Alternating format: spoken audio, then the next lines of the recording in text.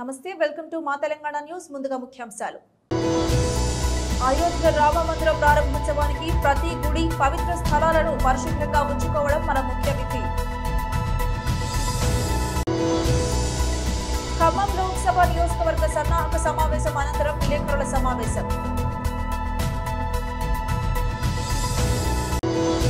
సులభంగా డబ్బు సంపాదించాలనే లక్ష్యంతో రాజస్థానీ ముఠా అక్రమంగా కార్లలో గంజాయిని తరలిస్తుండగా పోలీసులకు చిక్కారు.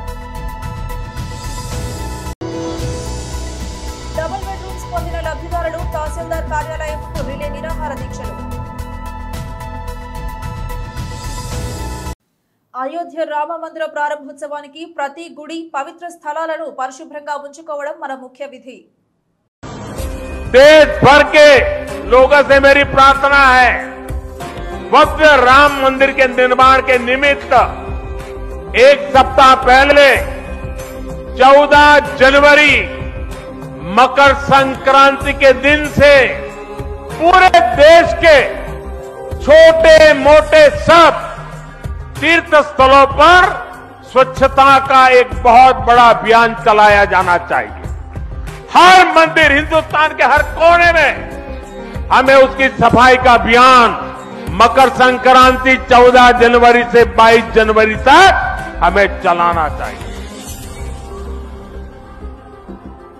प्रभु राम पूरे देश के हैं और प्रभु राम जी जब आ रहे हैं तो हमारा एक भी मंदिर, हमारा एक भी तीर्थ क्षेत्र उसका और उसके परिसर के इलाके का अस्वच्छ नहीं होना चाहिए, गंदगी नहीं होना चाहिए. ఖమ్మం లోక్సభ నియోజకవర్గ సన్నాహక సమావేశం అనంతరం విలేకరుల సమావేశం. మదన్ లాల్ గారు, కొండగల్ కోటేశ్వరరావు గారు, అలాగే మన రాజ్యసభ సభ్యులు వద్దిరాజు రవిచంద్ర గారు, ఇవాళ లోక్సభ పార్లమెంటు బీఆర్ఎస్ రివ్యూ జరిగింది. ఆ రివ్యూలో కేటీఆర్ గారు, హరీష్ రావు గారు మరియు మిగతా పెద్దలందరూ పాల్గొన్నారు. ప్రతిరోజు కూడా ఒక పార్లమెంటు స్థాయిలో సమీక్ష జరుగుతున్న ధర్మిలా ఖమ్మం పార్లమెంటు కూడా మరి వచ్చే ఎన్నికల్ని దృష్టిలో పెట్టుకొని పార్టీని సమాయత్తం చేయడం కోసం జరిగిన సమావేశం చాలా ఫ్రూట్ఫుల్గా జరిగింది. మొన్న కేటీఆర్ గారు అన్నట్లు బీఆర్ఎస్ పార్టీ పార్లమెంట్లో ఎందుకు ఉండాలి అనేది చాలా క్లారిటీగా, ఎందుకంటే బీఆర్ఎస్ పార్టీయే తెలంగాణకి బలం, గళం, దళం అని చెప్పి ఏదైతే మాట అన్నారో అది 100% నామనాగేశ్వరరావు గారి రూపంలో గత 5 సంవత్సరాలు బీఆర్ఎస్ పార్టీ పార్లమెంటరీ పార్టీ నాయకుడిగా వారు బీఆర్ఎస్ గళాన్ని, తెలంగాణ గళాన్ని మరి బలంగా వినిపించిన వ్యక్తి. అలాంటి మరి ఎంపీగా ఉన్న నామనాగేశ్వరరావు గారి అభ్యర్థిత్వాన్ని మేమందరం కూడా 7 నియోజకవర్గాల మరి ఇన్ఛార్జీలు అలాగే క్యాడర్ అందరం కూడా యునానిమస్గా మళ్ళీ వాళ్ళని తిరిగి అభ్యర్థిత్వాన్ని ప్రకటించాలని చెప్పి అధ్యక్షుడిని కోరుతూ వర్కింగ్ ప్రెసిడెంట్ గారికి కూడా విన్నవించడం జరిగింది. తప్పకుండా మాకు బలమైన నమ్మకం ఉంది, పార్టీ బౌన్స్ బ్యాక్ అవుతుంది. ఖమ్మం జిల్లాలో బౌన్సింగ్ బ్యాక్ అనేది ఒక ప్రక్రియ, అది మళ్ళీ ఈ పార్లమెంట్ ఎన్నికల్లో జరుగుద్దని చెప్పి మేము బలంగా భావిస్తూ ఉన్నాం. నాగేశ్వరరావు గారు 2019లో వారు పోటీ చేసినప్పుడు, అంతకుముందు కూడా మాకు టీఆర్ఎస్ పార్టీగా ఉన్నప్పుడు మాకు ప్రతికూల ఫలితాలే వచ్చినా పార్లమెంట్ ఎలక్షన్ వచ్చేటప్పటికి పుంజుకోవడం జరిగింది. తప్పకుండా అదే స్థాయిలో ఇప్పుడు మేమందరం కూడా మళ్ళీ గ్రాస్ రూట్ లెవెల్ నుంచి, గ్రామ స్థాయి నుంచి, మండల స్థాయి నుంచి అందరం కూడా సమాయత్తం అవడానికి ఈరోజు ఈ సమావేశం డెఫినెట్గా ఉపయోగపడుతుంది. దాంతోపాటుగా అధిష్టానం కేసీఆర్ గారు, కేటీఆర్ గారు కింద నాయకత్వానికి చాలా ఒక బలమైన ఇన్సూరెన్స్ క్యాడర్ని కాపాడుకోవడానికి చేయబోయే ప్రక్రియతో సహా తప్పకుండా మనం పోరాడాల్సిన సమయం ఇది. కాబట్టి పోరాటం మనం కొత్తది కాదు, కాబట్టి ఒక పోరాడిన నేపథ్యం ఉన్న పార్టీ నుంచి మనం అందరం ప్రాతినిధ్యం వహిస్తూ ఉన్నాం. కాబట్టి దానికోసం సిద్ధం కావాల్సిన అవసరాన్ని క్యాడర్కి ప్రస్ఫుటంగా చెప్పడం జరిగింది. ఇది అయిన తర్వాత కేసీఆర్ గారి నాయకత్వంలో కానీ లేదా మరి ఇతర పెద్దల నాయకత్వంలో కానీ నియోజకవర్గ స్థాయి మరి సమావేశాలను కూడా నిర్వహించుకుంటాం. డెఫినెట్గా ఒక విషయం క్లారిటీగా చెప్తా ఉన్నాం, వచ్చే ఖమ్మం పార్లమెంట్ ఎన్నికలు బీఆర్ఎస్ పార్టీకి మళ్ళీ తిరిగి పునర్వైభవం తీసుకురావడానికి ఖమ్మం పార్లమెంట్ నియోజకవర్గ ఎన్నిక రేపు ఉదాహరణ కాబోతా ఉందని చెప్పి ఘంటాపదంగా చెప్తూ నామనాగేశ్వరరావు గారిని మంచి మెజారిటీతో గెలిపించుకోవడానికి మేమందరం కూడా కృషి చేస్తాం. ప్రజల యొక్క ఆకాంక్షలు వేరే విధంగా ఉండివి. కాంగ్రెస్ పార్టీ ఇచ్చిన హామీలు ఏవైతే ఉన్నాయో వాటిని ప్రజలు బలంగా నమ్మారు.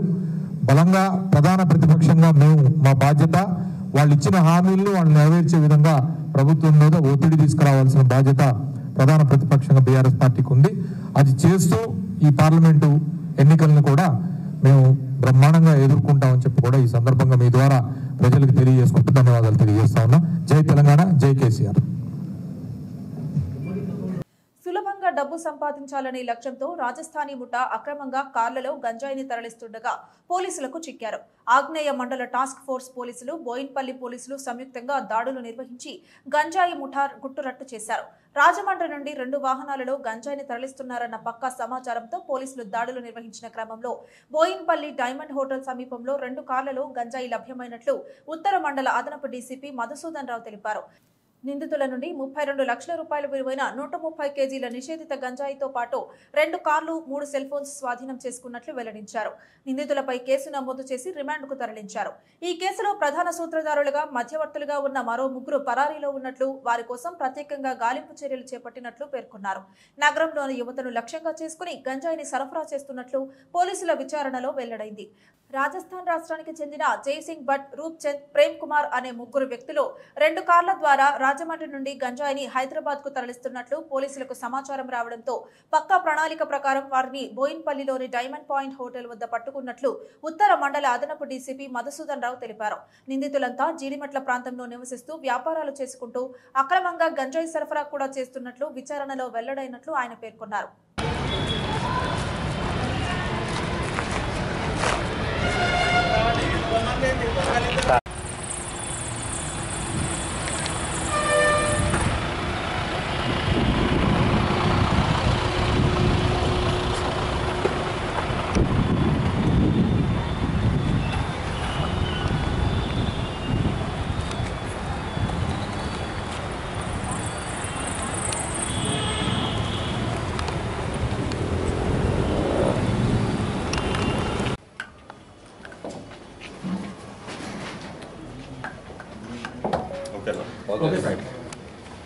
నిన్న ఉదయం 9:30 ప్రాంతంలో ఒక నమ్మదగిన సమాచారం మేరకు కమిషనర్ గారి task force, south east zone సంబంధించిన టాస్క్ ఫోర్స్ టీము, తర్వాత బోయిన్పల్లి పోలీస్ సిబ్బంది, ఇన్స్పెక్టర్ ఆధ్వర్యంలో వీళ్ళు డైమండ్ పాయింట్ దగ్గర వెహికల్ చెకింగ్ చేస్తుంటే ఒక 2 వెహికల్స్ అనుమానాస్పదంగా అక్కడికి రావడం జరిగింది. వాటిని చెక్ చేస్తే ఒకటి బొలెరో వెహికల్, ఇంకొకటి Maruti Swift without number plate. ఈ 2 వెహికల్స్ చెక్ చేస్తే అందులో 2 వెహికల్స్లలో నిషేధిత గాంజాయి ప్యాకెట్స్, అందులో టోటల్ 67, 2 వెహికల్స్లలో కలిపి 67 ప్యాకెట్లు, సుమారు ఒకటి టోటల్ గాంజాయి 67 ప్యాకెట్లకు సంబంధించి 130 కిలోలు, సుమారు 130 కిలోల గాంజాయి ఆ 2 వెహికల్స్లలో వాళ్ళు రాజమండ్రిలో ప్రొక్యూర్ చేసి, రాజమండ్రిలో ఒక అక్కడ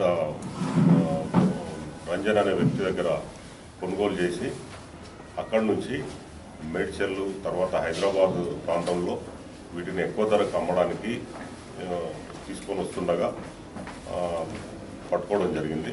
అందులో ఆ 2 కార్లలో 3 వ్యక్తులు వాళ్ళు అక్కడి నుంచి రాజమండ్రి నుంచి తీసుకొస్తూ దొరికారు. వాళ్ళ దగ్గర వాళ్లకు సంబంధించి ఇది ఎక్కడి నుంచి ప్రొక్యూర్ చేసినారని చెప్పి మేము వాళ్ళని ప్రశ్నించడం జరిగింది. వాళ్ళు రాజమండ్రిలో రంజన్ అనే వ్యక్తి దగ్గర నుంచి మేడ్చల్ జిల్లా మేడిపల్లి మండలం పర్వతాపూర్లో డబుల్ బెడ్రూమ్స్ పొందిన లబ్ధిదారులు తహసీల్దార్ కార్యాలయం ముందు రిలే నిరాహార దీక్షలు చేపట్టారు. బీఆర్ఎస్ ప్రభుత్వం డిప్ పద్ధతి ద్వారా అర్హులను నిర్ణయించి కొందరికి పట్టాలు ఇచ్చారు. స్థానికులు తమకు కాకుండా వేరే వాళ్లకు ఎలా ఇస్తారంటూ అక్కడ నిర్మించి ఉన్న డబుల్ బెడ్రూమ్ ఇండ్లను స్వాధీనం చేసుకుని నివసిస్తున్నారని అన్నారు. డబుల్ బెడ్రూమ్స్ పట్టాలు పొందిన లబ్ధిదారులు వారి డబుల్ బెడ్రూమ్స్ ఇండ్ల వద్దకు వచ్చి చూస్తే వారికి కేటాయించిన ఇండ్లలో వేరే వాళ్లు ఉండడంతో అవాక్కయ్యారు. వారి మధ్య కొన్ని రోజులుగా వాదోపవాదాలు జరుగుతున్నాయి. తమకు కేటాయించిన డబుల్ బెడ్రూమ్ ఇండ్లు తమకు స్వాధీనం చేయాలని మేడిపల్లి తహసీల్దార్ ఆఫీస్ ముందు రిలే నిరాహార దీక్షకు లబ్ధిదారులు దిగారు. తమకు సొంత ఇల్లు లేనివారమని, కిరాయిలు కట్టుకోలేకపోతున్నామని అధికారులు, నాయకులు తమకు న్యాయం చేయాలని బాధితులు కోరుతున్నారు. హసీనా మేడిపల్లి తహసీల్దార్ పట్టాదారులు నిరాహార దీక్ష చేస్తున్నారని, ఈ సమస్య గురించి ఇప్పటికే పై అధికారులకు తెలియజేశారని, ఇంతలో ఎన్నికల కోడ్ రావడం, తరువాత ప్రజాపాలన కార్యక్రమాల వల్ల బిజీగా ఉన్నామని, ఇప్పుడు మరలా సమస్యను పై అధికారుల దృష్టికి తీసుకువెడతానని, వారి ఆదేశాల మేరకు ఏ నిర్ణయం తీసుకుంటే అది అమలు చేస్తామని మేడిపల్లి తహసీల్దార్ హసీనా పేర్కొన్నారు. డబుల్ బెడ్రూమ్లో పర్తాపురంలో ఉన్నటువంటి డబుల్ బెడ్రూమ్లో పట్టాలు అనేది అందజేశారు. అందజేసిన తక్షణమే పట్టాలు తీసుకొని పర్తాపురం దగ్గరికి వెళ్ళినప్పుడు అక్కడ గ్రామస్తులు అనేటువంటి వారు వాళ్ళు ఏ ఊరు వాళ్ళు ఎక్కడి వారు అని చెప్పేసి వాళ్ళు మాపై అడిగారు. అడిగినప్పుడు మేము మేడిపల్లి వాసులం అని చెప్పేసి అన్నప్పుడు మేడిపల్లి వాళ్ళు ఇక్కడ రావద్దు, మేము పర్తాపురంలో డబుల్ బెడ్రూమ్ కట్టారు, మా గ్రామానికే చెందుతాయి కానీ మీ గ్రామస్తులు మాత్రం ఈ పర్తాపురానికి రావద్దు అని చెప్పేసి అక్కడి నుంచి దౌర్జన్యంగా మాపై తిడుతూ కొట్టడానికి కూడా మా దగ్గరికి మీదకి వచ్చినప్పుడు మేము సరే మంచిదని చెప్పేసి ఎవరైతే మనకు పట్టాలు అందజేశారో వాళ్ళ దగ్గరికే వెళ్ళి వాళ్ళకి కంప్లైంట్ చేద్దామని చెప్పేసి ఎంఆర్ఓ ఆఫీస్కి వచ్చాము. ఎంఆర్ఓ గారికి కంప్లైంట్ ఇచ్చాను. కంప్లైంట్ ఇచ్చినప్పుడు సరే మంచిదయ్యా వాళ్ళపై నేను యాక్షన్ తీసుకుంటాను అని చెప్పేసి ఎంఆర్ఓ గారు చెప్పారు. చెప్పినప్పుడు సరే మంచిదని చెప్పేసి 1 వీక్ ఆగిన తర్వాత రండి అని చెప్పేసి ఎంఆర్ఓ గారు అన్నారు. అంటే సరే మంచిదని చెప్పేసి 1 వీక్ తర్వాత మళ్ళీ వచ్చినప్పుడు ఎంఆర్ఓ గారు ఏం చెప్పారంటే, అయ్యా వాళ్ళను నేను ఏం చేయలేను, ఒకదాని వల్ల నాతో ఏం కాదు, కలెక్టర్ ఆదేశాలు లేని మేము ఏం చేయలేమా అని చెప్పేసి ఎంఆర్ఓ గారు చెప్పారు. చెప్పినప్పుడు మేము సరే మేడం అని చెప్పేసి 1 వీక్ ఆగాం. 1 వీక్ ఆగిన తర్వాత తక్షణమే కలెక్టర్కు మేము అందరం కూడా పట్టాలు వచ్చినటువంటి వారం అందరిని కూడా తీసుకొని నేను కలెక్టరేట్ వెళ్ళాను. కలెక్టరేట్ వెళ్ళి కలెక్టర్కు కూడా నేను కంప్లైంట్ చేశాను. కంప్లైంట్కు వెంబడే స్పందించి ఈ పట్టాలు వచ్చినటువంటి వాళ్ళకు ఎవరైతే పట్టాలు వచ్చినాయో వాళ్లకు తక్షణమే వాళ్ళ డబుల్ బెడ్రూమ్లు వాళ్ళకి హ్యాండ్ ఓవర్ చేయండి. ఇల్లీగల్గా వచ్చినటువంటి వాళ్ళని తక్షణం వాళ్ళని తొలగించి లీగల్గా వచ్చినటువంటి వాళ్ళకు హ్యాండ్ ఓవర్ చేయండి అని చెప్పేసి ఆర్డర్గా మెయిల్ అనేది ఎంఆర్ఓ గారికి, ఆర్డీఓకు, పిఎస్కు అందించి మున్సిపల్ కమిషనర్కు వీళ్లకు అక్కడి నుంచే కలెక్టర్ గారు మెయిల్ పెట్టారు. మెయిల్ పెట్టిన తక్షణం మరలా నాకు ఒక ఆర్డర్ కాపీ అనేది నాకు ఇచ్చాడు. ఆర్డర్ కాపీ కూడా నాకు కలెక్టరు ఇచ్చి పంపించిన తర్వాత నేను ఎంఆర్ఓ దగ్గరకు వచ్చి, ఏం మేడం మరి ఆర్డర్ కాపీ కావాలన్నారు, మేలుగా మరి మీకు మేలు చెప్పండి. జూలై 18వ తారీఖు నాడు మాకు డబుల్ బెడ్రూమ్ ఇండ్లు ఎంఆర్ఓ గారు మాకు చేతికి ఇచ్చిన్నారు. వాళ్ళు మారిపోయినరు, కొత్త ఎంఆర్ఓ వచ్చింది. ఆ తర్వాత మేము ఇల్లులకు పోయినాం. ఇల్లులకు పోయిన రోజు 2-3 ఉన్నారు. ఆ ఇల్లులో కబ్జా చేసుకొని మళ్ళీ 3వ రోజు మేము పోయే తలకు వాళ్ళు మాకు డబుల్ బెడ్రూమ్లు ఇచ్చిండ్రు అని వెంటనే తెలిసి వాళ్ళు దాంట్లో కబ్జాలకు కూర్చున్నారు. మమ్మల్ని రాణిస్తలేరు, కొట్టనికి వస్తున్నారు. మమ్మల్ని ఎన్నిసార్లు ఎంఆర్ఓ దగ్గరికి వచ్చినా ఎంఆర్ఓ మమ్మల్ని పట్టించుకుంటలేదు. ఇవాళ చేస్తా రేపు చేస్తా అని అంటుంది. మేము కలెక్టర్ ఆర్డర్ కూడా తెచ్చుకున్నాం. ఇంతవరకు అందరిని అడిగినాం, అందరు ఆఫీసర్లను అడిగినాం. ఇవాళ అవుతుంది రేపు అవుతుంది అని చెప్తున్నారు. మాకు ఇంకా తొందరగా తక్షణమే ఖాళీ చేపించి డబుల్ బెడ్రూమ్ మాకు ఇవ్వాలి అని కోరుకుంటున్నాం. కళావతి, కే కళావతి. మేడిపల్లి పర్వతాపూర్ డబుల్ బెడ్రూమ్లో ఆల్రెడీ ఇంతకుముందు due to lottery and dip system ద్వారా అలాట్ అయిన బెనిఫిషరీస్ ఇక్కడ ఆఫీస్ ముందు ధర్నా చేస్తున్నారు. యాక్చువల్గా వీళ్ళు original beneficiaries due to procedure వీళ్ళకి అలాట్ అయ్యింది. బట్ ఇంతకుముందు లోకల్ బెనిఫిషరీస్ అని చెప్పి లోకల్ ప్రజలు మొత్తం దాన్ని ఆక్యుపై చేసుకున్నారు. ఈ విషయం పై అధికారుల దృష్టికి నేను తీసుకెళ్ళాను. ఆ ఇష్యూని అక్కడ నుంచి ఏదైనా ఇన్స్ట్రక్షన్స్ అండ్ ఆర్డర్స్ వస్తే నేను ఇమ్మీడియట్గా దానిపైన చర్య తీసుకుంటాను. ఆల్రెడీ లెటర్ పెట్టాను, వాళ్ళు కూడా ఆర్డర్ ఇచ్చారు. దానిపైన మళ్ళీ నేను మీటింగ్స్ నడుస్తున్నాయి. యాక్చువల్లీ లాస్ట్ గత 29 గత నెలలో వారం ప్రజాపాలన స్టార్ట్ అయ్యేసరికి మీటింగ్ పోస్ట్పోన్ అయింది. మళ్ళీ ఇంకొకసారి డీటెయిల్ క్లియర్ ఇన్స్ట్రక్షన్స్ తీసుకుందామని వేచి చూశాను. ఈసారి నేను ఖచ్చితంగా దీనిపైన యాక్షన్ తీసుకున్నాను. ఇప్పుడు వీళ్ళు కరెక్ట్ మెంబర్స్ కరెక్ట్ మెంబర్స్ అని నేను ఎట్లా చెప్తానంటే ఇంతకుముందు డ్యూ టు ప్రొసీజర్ ఆఫ్ మొత్తం డ్రాన్ లాటరీ సిస్టమ్ ద్వారా బెనిఫిషియరీస్ సెలెక్ట్ చేయడం జరిగింది. విశ్వ హిందూ పరిషత్ మరియు బజరంగ్ దళ్ కార్యకర్త మహేష్ ఆధ్వర్యంలో హిమాయత్ నగర్ లోని స్ట్రీట్ నెంబర్ 10 మరియు 11లో అయోధ్య రామ మందిరం అక్షింతలు ఇంటింటికి తిరిగి పంపిణీ చేయడం జరిగింది. ఈ కార్యక్రమంలో మహేష్ మాట్లాడుతూ భవ్యమైన రామ మందిరంలో బాలరాముని విగ్రహ ప్రతిష్ఠ మన చరిత్రలో సువర్ణ అక్షరాలతో లిఖింపబడుతుంది. 500 సంవత్సరాల తరువాత రాముల వారి విగ్రహాన్ని పునః ప్రతిష్టాపన జరుగుతుంది. 22వ తేదీన ప్రతి ఇంటి ముందు 5 దీపాలు వెలిగించి ఆ రోజు మనం దీపావళి పండుగలా జరుపుకోవాలి. ఈ యొక్క అయోధ్య రామ మందిరం అక్షింతలు పంచడం నా పూర్వజన్మ సుకృతం అని అన్నారు. ఈ కార్యక్రమంలో Himayat Nagar division BJP president nursing Mudiraj, general secretary Sudhakar, BJP నాయకులు జి సంతోష్ కుమార్, బస్తీవాసులు పాల్గొన్నారు.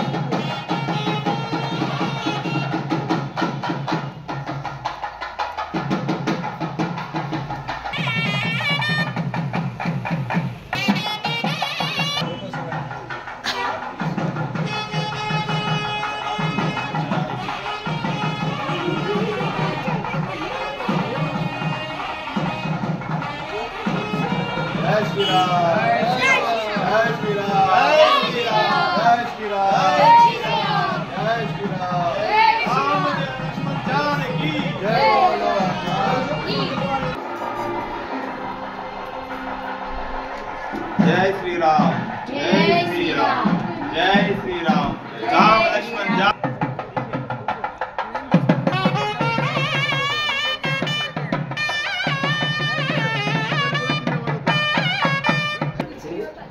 60 जय श्री राम, जय श्री राम। 5 दिया इस दिन जलाना है और अपने सर पे जय श्री राम, राम लक्ष्मण जानकी। जय श्री राम, जय श्री राम, रंगारी मनाता है जय जय श्री राम, जय श्री राम, जय जय श्री राम, राम लक्ष्मण जानकी, राम लक्ष्मण जानकी। जय श्री राम, जय श्री राम, जय श्री राम, राम लक्ष्मण पकड़ 22 के दिन घर पे 5 दिया जलाना, 5 दिया जलाना। जय श्री राम, जय श्री राम, जय श्री राम, जय श्री राम, जय श्री राम, जय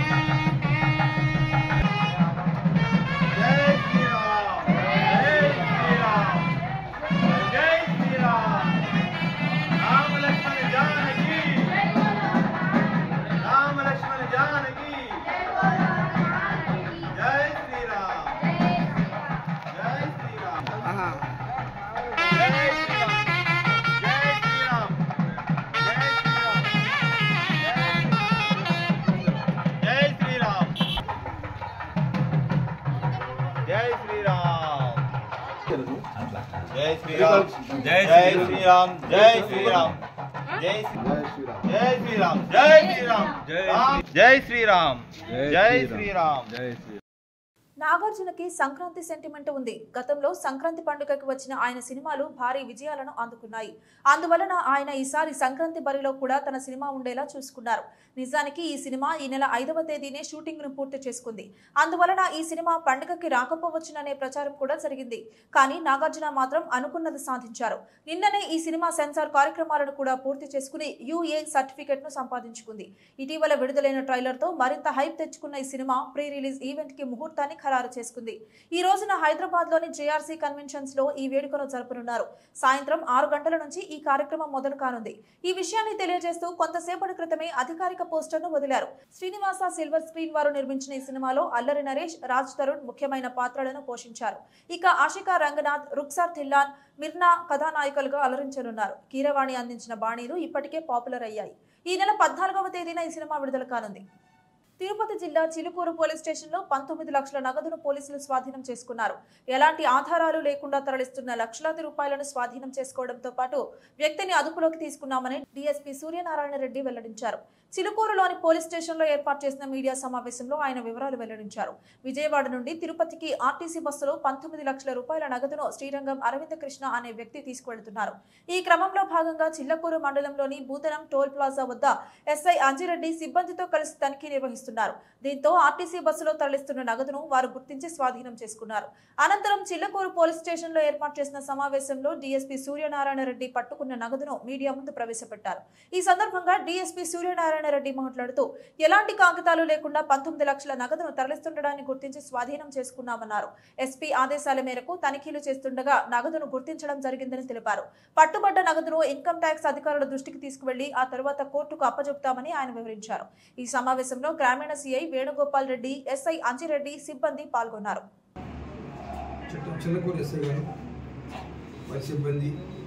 మరియు మా సబ్ డివిజనల్ ఎస్ఐతో కూడా చెక్ చేయడం జరిగింది. వెహికల్ చెక్ చూస్తున్నాము. దీని అందరికీ డీజీపీ గారి ఇన్స్ట్రక్షన్స్, డీజీపీ సార్ ఇన్స్ట్రక్షన్స్, మా ఎస్పీ గారి, ఏజీ గారి చెప్పిన ఇన్స్ట్రక్షన్ ప్రకారం రాబోయే ఎలక్షన్ సందర్భంగా కొన్ని సంఘ విద్రోహ శక్తులు వాళ్ళు ఏదన్నా ఇల్లీగల్ థింగ్స్ ఏదైనా అడుగుతారనే ఉద్దేశంతో మాకు వెహికల్ చెక్ చేయమని చెప్పడం జరిగింది. దాని ప్రకారం ఈరోజు చెక్ చేస్తుంటే ఎర్లీ అవర్స్ 4 o'clock ప్రాంతంలో శ్రీరంగం అరవింద కృష్ణ అనే వ్యక్తి దగ్గర అన్అకౌంటబుల్ 19 lakhs రూపీస్ క్యాష్ ఉన్నది. దానికి సంబంధించిన డాక్యుమెంటేషన్ అడిగితే సరైన డాక్యుమెంట్స్ ప్రొడ్యూస్ చేయలేకపోయారు. వారు ఈ belongs to Jaggayyapeta, Vijayawada to Tirupati వెళ్తున్నారని చెప్పారు. డాక్యుమెంట్స్ ఎందుకు చూపించలేదు కాబట్టి అవి మనం సీజ్ చేయడం జరిగింది. ఎస్ఐ గారును వాకాడ ఎస్ఐ గారు ఉన్నారు. సీజ్ చేసి దాన్ని తదుపరి చర్యలతో కన్సర్న్ డిపార్ట్మెంట్కి పంపించి దాని మీద యాక్షన్ తీసుకోవడం జరుగుతుంది. దీని అందరికీ ఎలక్షన్ సందర్భంగా అన్సోషల్ ఎలిమెంట్స్ వారు ఇల్లీగల్ థింగ్స్ ఏదైనా ట్రాన్స్పోర్ట్ చేస్తారనే ఉద్దేశంతో మేము చెక్ చేయడం వెహికల్ చెక్ చేయడం జరిగింది. ప్రివెన్షన్ ఆఫ్ ఇలాంటి ఇల్లీగల్ థింగ్స్ చేయడానికే ఈ చెకింగ్లు ఉంటాయి. కానీ దాంతోపాటు మాతో పాటు మా ఎస్ఐలు, ఎక్సైజ్ వారు కూడా రావడం జరుగుతుంది. సెబ్ వారు అందరూ కలిసి ఇంటర్ స్టేట్ చెక్ పోస్ట్ ఒకటి అరేంజ్ చేయడం జరిగింది బోధన టోల్ ప్లాజా దగ్గర. ఈరోజు చెకింగ్లో ఈ 19 lakhs రూపీస్ సీజ్ చేయడం జరిగింది.